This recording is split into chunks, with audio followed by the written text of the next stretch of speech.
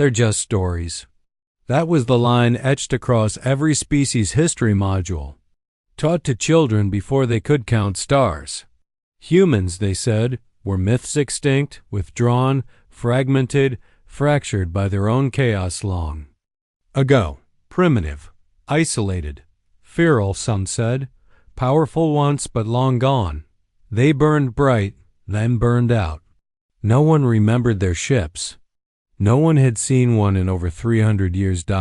So when an unknown fleet was detected near the Everest Rift, it was dismissed. Pirates, maybe old scavengers. A backwater rebellion with ancient hulls and dreams of heroism. Then came the names, one by one. They lit up the relay reports, each one more absurd than the last. Morning Star. First and final. The last argument. Whisper. Of steel.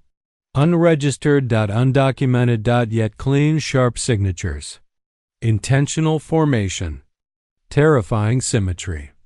They don't match any known builder pattern, the scanner tech whispered. No heat trail. No warp plume. But they're moving. Admiral Elvick of the Threxery Defense Fleet squinted at the report. Why are we getting Terran script on the ID tags? The technician hesitated. Because, sir, they're human vessels.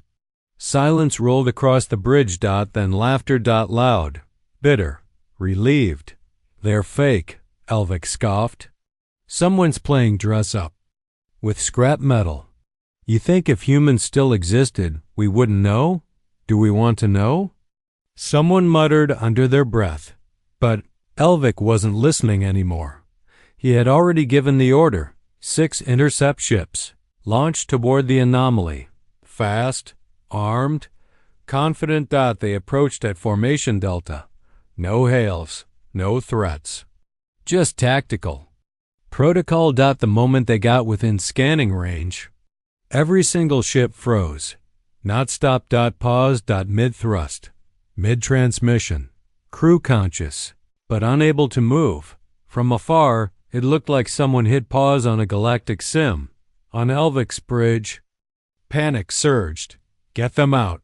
Force override. Navlock won't respond. What is that sound? Then the audio loop began. Not a voice. A recording. Old, garbled. Human. A woman whispering through static.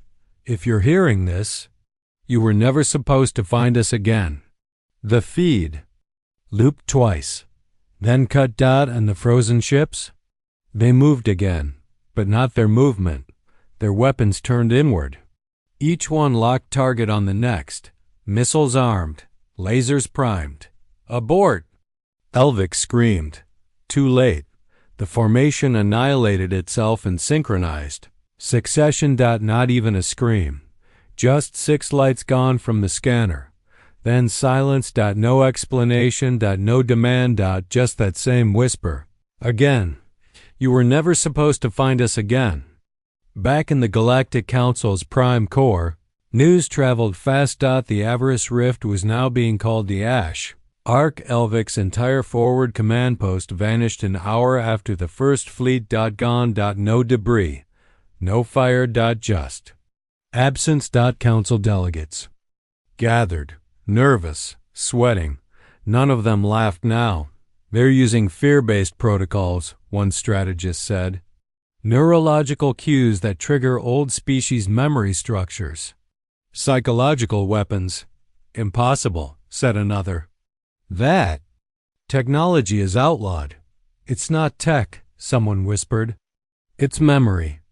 The council head, an old Cathari named Ralvik, stood slowly. The humans didn't vanish. We did.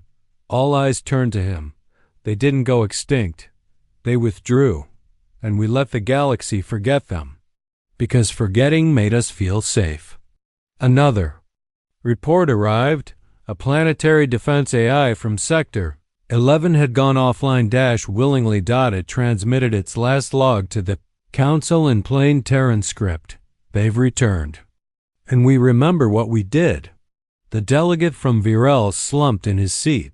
He had voted for the blockade centuries ago. Back when Earth refused integration. Back when Earth said, "We want peace, not partnership." Back when the Council laughed and starved them out. And now? Now the ships were back.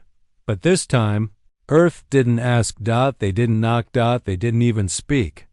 They just moved. In orbit around the ghost world of Helion Prime. The ship Whisper of Steel hovered in absolute stillness. Its hull was dark, cold, cracked in places. And yet it pulsed like it breathed. A Korath scout ship approached. Nervously. It tried. Hailing. No reply. Tried scanning. Only received its own signal back from 5 minutes ago. Reality around the ship was being bent. Not broken. The Korath captain gave the order to fire a warning shot. The ship complied. The laser pulse streaked toward the human vessel and vanished. Not deflected. Stopped. Just ceased to exist. The crew stared. One muttered, "Maybe they didn't see it." Then the Whisper of Steel replied. It didn't fire back. It just spoke. One line. One cold, haunting line. "Now we remember your name." The Korath ship tried to turn, but the stars weren't where they used to be. The planet wasn't where it had been. The ship itself? Already gone. Not dead. Just undone. And across the galaxy, the phrase spread faster than any fleet ever had. They thought humans were myths.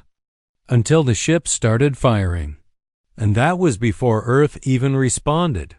The Council Warfleet deployed to the Yaris Fringe in full ceremonial formation. 18 vessels. 3 dreadnoughts, 2 orbital AI overseers. 1 diplomatic carrier for containment negotiations. The ship they were confronting? Just one. The first and final. A human warship with no registry, no movement, no visible crew. It had hovered over Yaris for 40 hours. It hadn't fired, hadn't jammed signals, hadn't asked for anything. It just sat in orbit like a judge waiting for a sentence to finish writing itself. Admiral Krylos led the fleet. He was old, not reckless, but desperate. If we lose this system, we lose the trust of the Midline Accord. He told his command AI, "We cannot let a myth define the borders of reality." The AI responded flatly, "This is not a myth, Admiral. It is an audit." They approached the first and final cautiously. No weapon locks. No sudden moves. Just a soft, neutral signal sent in every known language. "You are occupying Sovereign Council orbit. Identify your command purpose." The human ship replied immediately, not through standard channels, through every channel, all at once. The same line, looped over itself 100 ways in thousands of dialects. "You voted." It wasn't a threat. It was a reminder. The ship's around. Krylos froze, not from damage, but confusion. The command center's lights dimmed. The AI began cross-referencing old council archives without being asked. "I didn't order that," Krylos snapped. The AI ignored him. It was busy. It had found something. File. Marked confidential. Dated 247 years ago. Operation Ghost. Ring. Council led Black Site directive to monitor and provoke extinction level collapse on Earth to test planetary reconstruction tech. It had been classified. Erased. Even Krylos had never seen it. Now it was projected across every monitor, line by line. Names, votes, plans, execution. Everything. Live. On the bridge, broadcast back down to Yaris and the crew. They weren't shocked the file existed. They were shocked the first and final had it. Kill the feed. Krylos barked, but his voice was lost in the rising panic. Because across the bridge, every crew member now knew. This wasn't a battle. It was judgment. And Earth didn't come to kill. They came to show. The truth. And truth was worse than weapons. Below. On the surface of Yaris, protests ignited instantly. Cities shut down. Leaders stepped down. No fire. No bombs. Just shame. The people had believed the myths. believed Earth had been given a chance. Now they saw Earth was the one who survived theirs, because Earth never declared vengeance. They declared memory. And the memories were all real. Back on the command bridge, Chelvix slumped into his seat.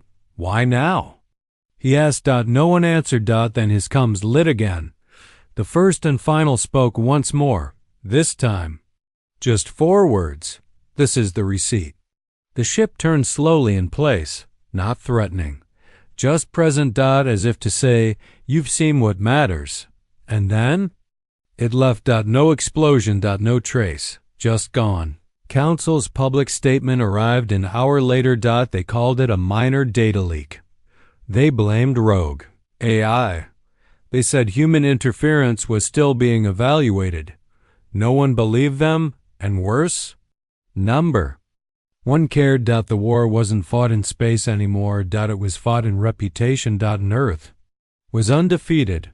Elsewhere in a quiet chamber deep under the Terran southern ice crust, a human naval tactician known only as Ellen read the Yaris report. She didn't smile. She didn't even nod. She just said, next. The AI beside her opened the next file. Council Station 4 Strix Array, known for disinformation campaigns, once tasked with falsifying planetary extinction reports. Eli glanced at the hologram. Send Gravedigger. Quiet mode. No message. Understood. The AI replied. It paused. Then asked, do we fire? She stared into the data and whispered, only if they lie again. Back on Yaris, a child looked up at the stars. She pointed at one blinking slowly in the sky. Papa, what ship is that? Her father didn't answer right away, then knelt beside her and said, that's not a ship. Then what is it? He stood, stared longer. And answered, that's the truth, and it's finally armed. Council Directive 117B was labeled, cauterize the myth, classified, off record. Denied before it even began. It authorized a strike team to locate and destroy a Terran vessel in unaligned space. Gravedigger. This is psychological warfare, said the directive's lead strategist. The myth spreads because no one bleeds. If we show them human ships can die, the spell breaks. They sent a stealth carrier. No markings, no calsigns. Just a crew trained to erase things before they were ever written down. The mission was simple. Jump to the edge of the Varnak expanse. Track the ship. Destroy it. Deny it ever existed. Easy. At first, everything worked. They found Gravedigger in low orbit around an asteroid belt. Just one ship, no escorts.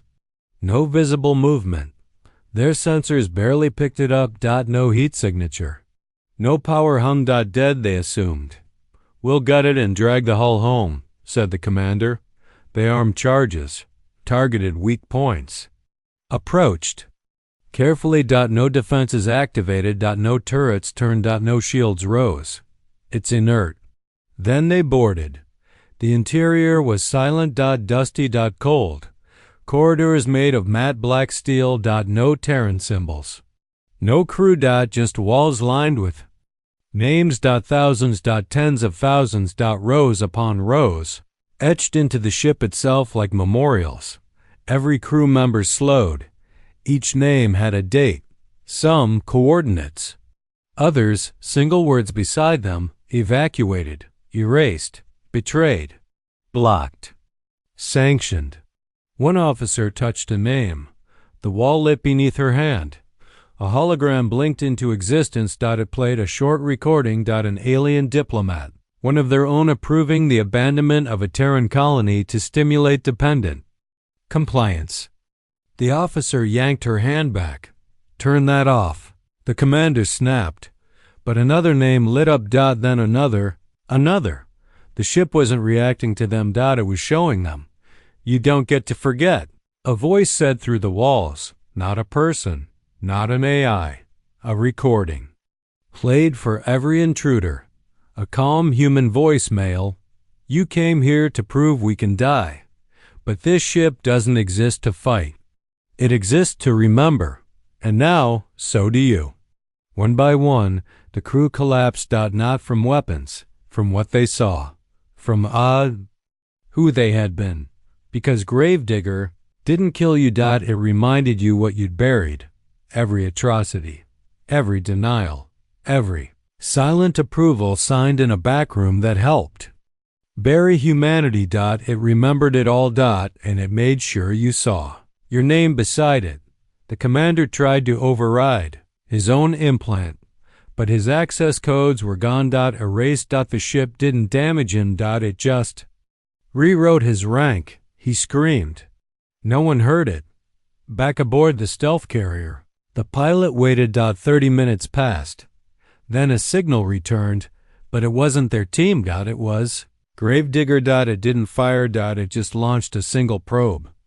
The probe contained a file, a full transcript of Directive 117B, all names, all signatures, all audio from mission planning. And it sent that file to the entire council grid.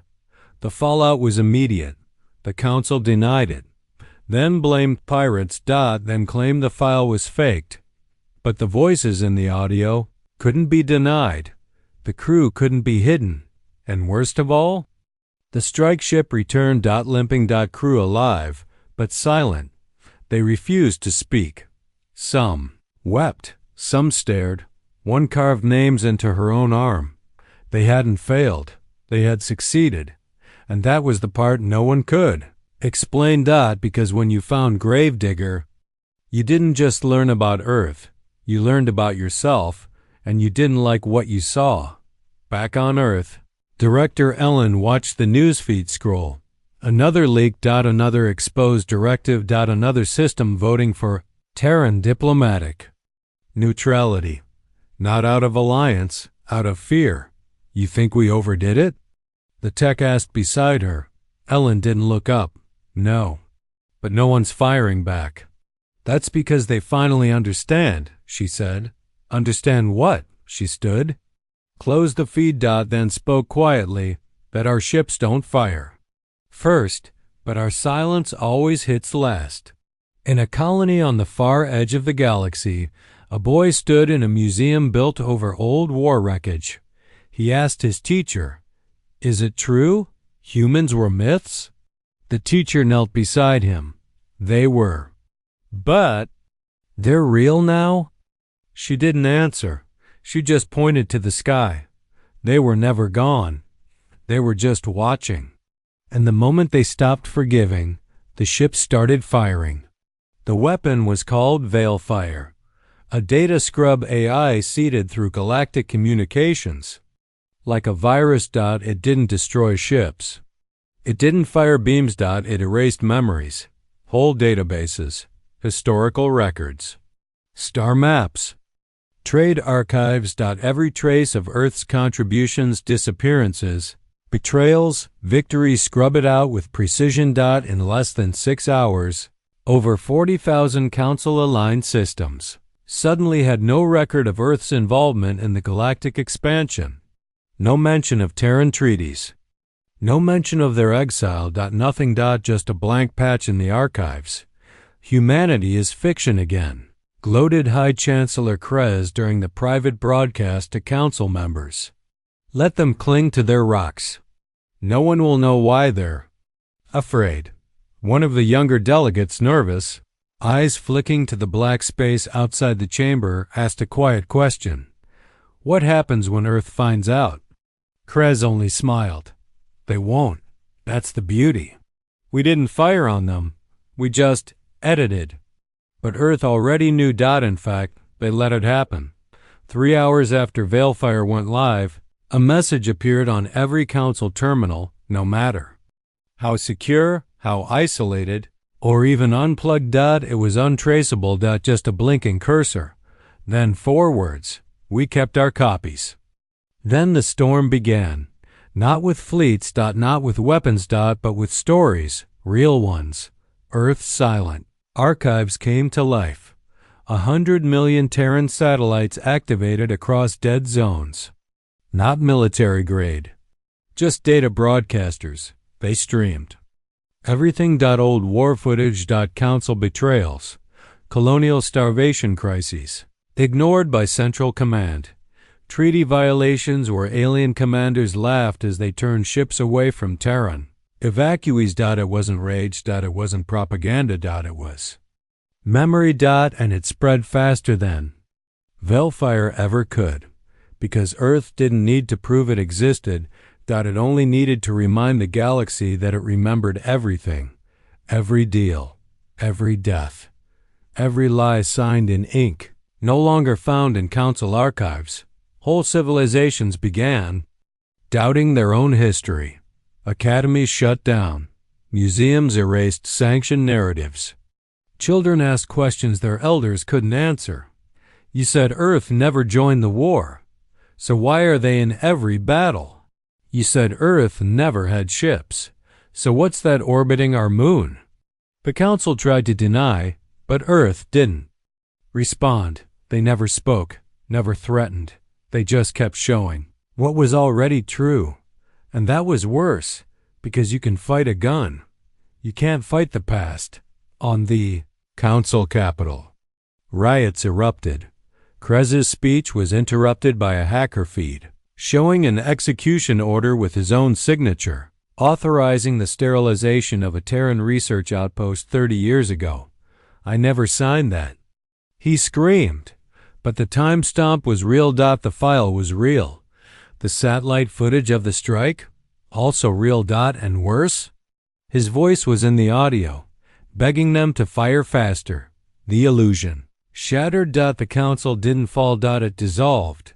Its members defected, resigned, died, and still, Earth never fired a single shot because they didn't need to. The galaxy destroyed itself trying to hide what Earth simply held up to the light. Far from the chaos, on a ship known only as the Archivist, Director Ellen sat alone in a dark room. Lined with star charts and silent screens. Status? She asked. The AI responded softly. Council structure, 94% collapsed. Council fleets, fractured. Veilfire, contained. Civilian resistance to Earth, 0. Civilian fear of Earth, 100%. Ellen didn't smile. She turned to the central screen, where an old recording looped. A child. Not human, crying.